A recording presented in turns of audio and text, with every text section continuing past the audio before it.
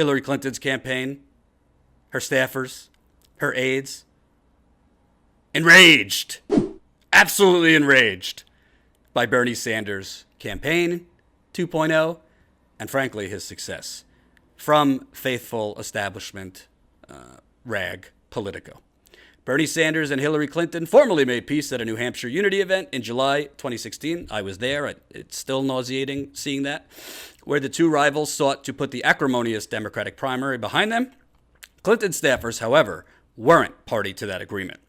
And now that Sanders is embarking on a second run for president, they're making their true feelings about the Vermont senator known, both on the record and on background, on Twitter and on cable television. Clinton's former aides and allies are taking pains to lay out what they see as all of Sanders' flaws, imperfections, and vulnerabilities, much as he once did to their ex-boss during a primary that saw mud flying on both sides. So already, it's total propaganda bullshit.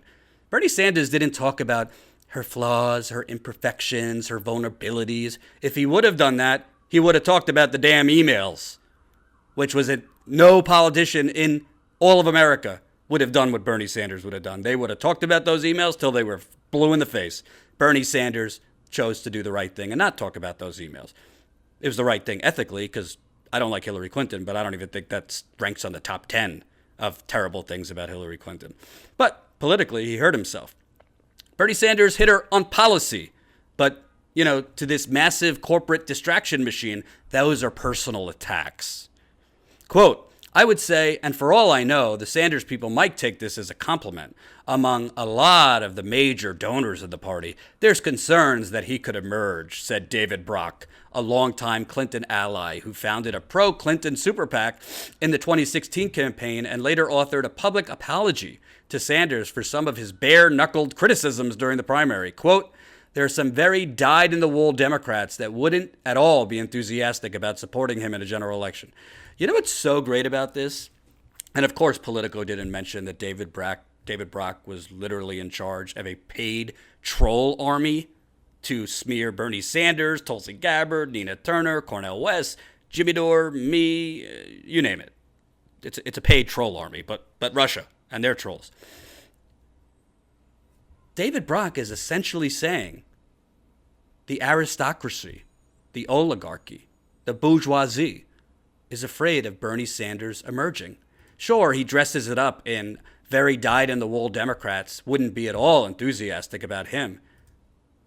If you mean by dyed-in-the-wool Democrats, multimillionaires and billionaires, yeah, I think you're right. But the problem is David Brock was a Republican. Remember, David Brock, he is a Republican, frankly. But David Brock was, a Republican and used to be on the offensive against the Clintons before he, came over to the Clinton side. So I don't think dyed-in-the-wool Democrats would be against Bernie Sanders if he had the best chance to beat Donald Trump. Everybody wants to beat Donald Trump. This is what Jimmy and I and other progressives who frankly have been consistent, there's a lot of progressives who haven't, have said. We're not deranged or critical of Hillary Clinton and the Democratic Party for sport, for ratings, for clicks. It's because we want to beat Trump. It's because we want to beat Mitch McConnell and Paul Ryan and Ted Cruz and Steve King and Louis Gohmert and the rest of the lunatic, racist, Islamophobic, homophobic, oligarch-loving Republican Party. That's the top priority. But the reason you become more critical of the Democratic Party is because if you don't have an opposition party to take out these extreme lunatics, then what do you have? You're left with the extreme lunatics. And by the way, this milquetoast Democratic Party, this Republican Light Party, is helping them pass 50% of the toxic shit they're passing. From bank deregulation to oil drilling to offshore oil to, this ridiculous thing. I'm going to cover it more tomorrow. This ridiculous resolution of anti-Semitism, even though Congresswoman Ilhan Omar is not being anti-Semitic, and I'm a Jew. And my father is a big Zionist. He thinks Israel could do no wrong. He thinks Netanyahu could do no wrong. And he would be mad if I said this, but I don't care. I'm Jewish. I'm proud to be Jewish. I've been to Israel. It's a beautiful country. But Israel's not perfect. And Israel has done a lot of terrible things to Palestinians. And as an American, you have the right to say that. It's not I pledge allegiance to the flag of Israel. So the Democratic Party is signing their names on some toxic shit. Ilhan Omar is right. AIPAC, like the NRA, like a lot of lobbies, are buying off the politicians. That's not anti-Semitic. She has plenty of nice things to say about Jewish people. I've seen her say it.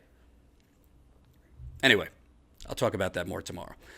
But it's so amazing because David Brock is literally admitting that it's the high-end, elitist, millionaire and billionaire donors that don't want Bernie Sanders to emerge. You're not. He doesn't realize it. He's gifting Bernie Sanders. That is a gift. What he's saying to Bernie Sanders. You might be for the working people and everything, but like the die. What did he say? The dyed in the wool Democrat is not enthusiastic. Well, according to the polls, they're pretty enthusiastic. According to the polls, let's see. 78% favorability rating, and that was in September among Democrats. 54% among independents. And by the way, on the independent point, I sent out a tweet this morning, a thread at Jordan Chariton, by the way. Twitter's suppressing me too, so make sure you follow me at Jordan Chariton and click on, if you want to get a notification when I tweet. You have MSNBC and this woman, Stephanie Ruhle. She used to be a reporter for Bloomberg. She loves Wall Street. She bows down to Warren Buffett and to Michael Bloomberg and all these people. They keep talking about, what about the vast middle of the country that don't want Bernie Sanders and the extreme left, as she called it? Who's going to win out? The extreme middle of the country and what they want, which is like a centrist like Joe Biden or Michael Bloomberg, or the extreme left? I tweeted this. Literally, you are saying things that are factually incorrect. You are a propagandist. There is no vast middle of the country. There's independent voters that either lean left or lean right. Frankly, most independents lean left. And guess what? Bernie Sanders, not by a small margin, by a big margin, has the highest favorability rating of any politician in America among that middle, the independents. So you could keep saying it. You could keep framing that there's this, vast middle of the country that don't want the extreme left. But apparently by the polls, they do. Let me fix this. Apparently by the polls, they do. And another thing, apparently by the polls, and MSNBC, like their anchor, should just do some research. Or they're just intentionally, covering it up. According to the polls, it's not just the majority of the country, 70% that want Medicare for all. It's the majority of Republicans. There's other polls that say not just the majority of the country that want to raise taxes on the wealthy and corporations, the majority of Republicans. Free public college is polling high among Republicans. $15 minimum wage, polling high among Republicans. Ending our involvement in all these foreign wars, polling high among Republicans. The main difference is the immigration, which polls incredibly high, the anti-immigrant fervor. But on mainstream economic issues, the majority of the country ain't in the middle, to the left. Even Republicans are signing on for progressive policy. So the Hillbots might not like it, and the Hillbots mean MSNBC, CNN, all these people, but that's the facts. These are the facts. Brock and Sanders would be hard-pressed to unite the different... Brock said Sanders would be hard-pressed to unite the different wings of the Democratic Party, and his ability to raise vast sums of money through small donations could ultimately result in him staying in the race past the point when he could win, which, quote, is not necessarily good for the eventual nominee, and therefore could be helpful for President Trump. Oh, here we go.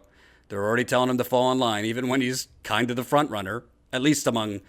to be fair, Biden is polling slightly better than him, but he's the front runner among candidates who announced. It's a familiar grievance, one that many Clinton allies lodged against Sanders in 2016 when he refused to concede, even after it appeared he had little mathematical chance of winning the party nomination. Jeff Weaver, top advisor to Sanders, who ran his campaign in 2016, shot back that Sanders' grassroots army of supporters, quote, could make him the nominee, and dismissed the notion that the absence of large donors would hurt him in a general election. Quote, it's not a secret that people who would hang out with David Brock would be putting their class interests instead of the party and the country. Boom! Knock him out, Jeff Weaver. Figuratively, not literally. We have got to nominate somebody who is going to energize and excite the grassroots, not a handful of billionaires. In recent weeks, former Clinton aides have blasted Sanders for everything from his policy record to his campaign kickoff speech to the composition of his small dollar donors. The attacks come as Sanders is in the midst of a successful rollout, raising $10 million in less than a week into his 2020 candidacy and attracting a combined 25,000 plus people in his first two kickoff rallies. Also has 1 million volunteers, which is amazing. And this I couldn't believe.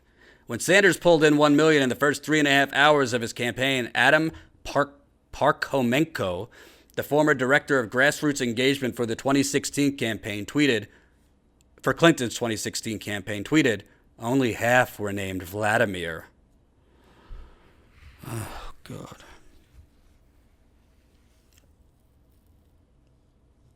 I mean, what can you say to this shit? And I've already told you, folks, you wait till they start saying, and the Hillbots and MSNBC and CNN and the Washington Post, I'm sure they'll break the record. There'll be 25 negative stories in a day. Well, wait, Bernie Sanders and Jane Sanders, they honeymooned in Russia. Well, why did they honeymoon in Russia? Who did they talk to in Russia? Where did they eat? Where did they sleep? What was the weather? Do you like my Russian accent? So apparently, half of the $1 million was from Vladimir Putin. That's one of Hillary Clinton's top campaign aides. In a February op-ed for NBC, Zach Petkanis, the director of Rapid Response for Clinton's 2016 campaign, slammed Sanders' past positions on gun control, immigration, and same-sex marriage, which I find amazing because Bernie Sanders was for same-sex marriage way earlier than any other politician when it was extremely unpopular. And I think the gun control stuff has honestly been unfair, dating back to 2016. And after Sanders' first rally of this weekend, former Clinton campaign aide Zerlina Maxwell claimed on MSNBC that Sanders, quote, did not mention race or gender until 23 minutes into his speech. She later walked back her comments somewhat after critics, including former Sanders campaign staffer Waleed Shahid, noted that Sanders talked about racism and sexism much earlier in the event. And I want to say something about that. And this might get me in trouble, but I don't really care. Because I tweeted this at Zerlina Maxwell. I don't know Zerlina Maxwell at all, FYI. And I don't particularly care. But I think Sean King basically said, like, you're lying. I mean, he talked about criminal justice reform, I think, within 6 minutes. He talked about other race issues way earlier than 23 minutes. So you're just not being honest. So she writes back, basically not acknowledging that she lied. And it's okay if you could be wrong. She could have just been wrong and missed earlier in the speech that he talked about it and just say, my bad. Kudos to him. You don't have to like Bernie Sanders to just admit you were wrong. But then she says, and be careful calling a woman of color a liar. Get the fuck out of here with that shit. I'm sorry if this isn't PC, but I don't care if you're glow-in-the-dark purple. If you're going to put out propaganda that's nonsense, don't hide behind your gender and your race. This is the problem with identity politics. It allows people who are putting out falsehoods, that are remaking their brand and their image on the fly, that are saying things that aren't true, that are inconsistent, to cloud themselves under a veil of racism and sexism. I think racism and sexism exist. I do. I think there was sexism against Hillary Clinton. It's not why she lost, but I think it was a thing. But you could have racism and sexism, but not hide behind it when you're putting out things that are wrong. I can't say if I put out something that's wrong, oh, I'm a Jew and I'm pale. How dare you call a pale Jew a liar? I'm not trying to be racially insensitive. I cover a lot of issues that are particularly important to African American communities. But I find it outrageous that somebody like Zerlina Maxwell would tweet out, be careful about accusing a woman of color from lying. If you're a liar, you're going to be called out. If you're saying things that aren't true, you're going to be called out. Do you expect not to because you're a woman of color? It's ridiculous. So if people don't like me saying that, so be it. But that's the truth. And that's why I criticize white people, black people, purple. I don't care. If you're putting out propaganda, you're going to be criticized, and you should expect to. You're a public figure. If you're putting out how, Bernie Sanders didn't talk about race or gender till 23 minutes in, well, if that's provably false, do you expect people to just be like, hey, can I invite you over for tea and talk about the discrepancies?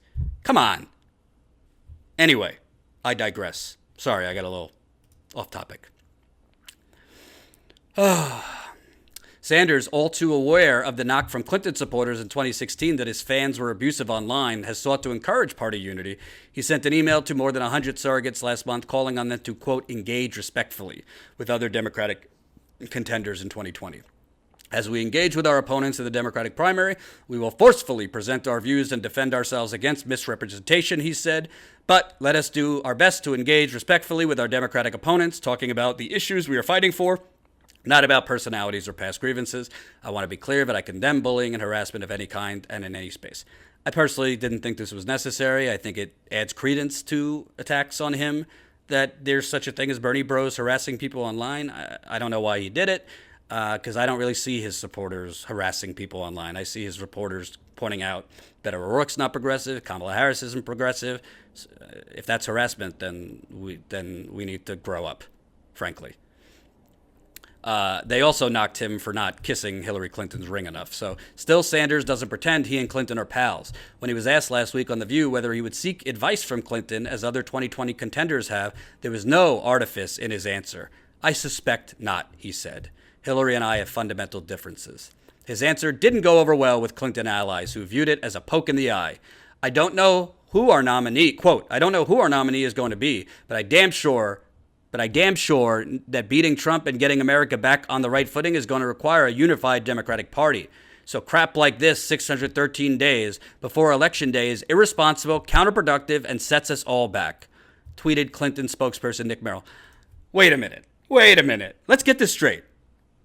So Bernie Sanders should seek guidance from the candidate who had the highest unfavorable rating of any Democratic nominee in American history. Okay? The most unpopular Democratic nominee in American history. He should seek guidance from that person. He should seek guidance from somebody who lost to a used car salesman reality TV show host. He should seek guidance from somebody who literally, after she lost, set up a ridiculous narrative that Russia stole the election from her.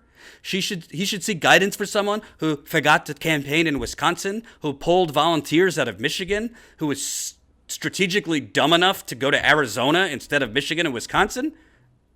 Do you want him to lose? Do you want what do you want him to seek guidance from her for? About what? They don't agree on policy. I mean, he's not saying she's Lucifer. He's saying, no, I'm okay. I'll seek guidance elsewhere. So, to unify the party, you have to kiss the ring of the candidate that lost in one of the most embarrassing defeats in American history? No, thank you. Hope you enjoyed that last video. Hop on over to statuscoup.com where you can sign up for our email list and become a member for as low as $5 to $10 a month. Membership is how we grow. That's statuscoup.com/join. And remember, join our email list so we can grow the revolution with you.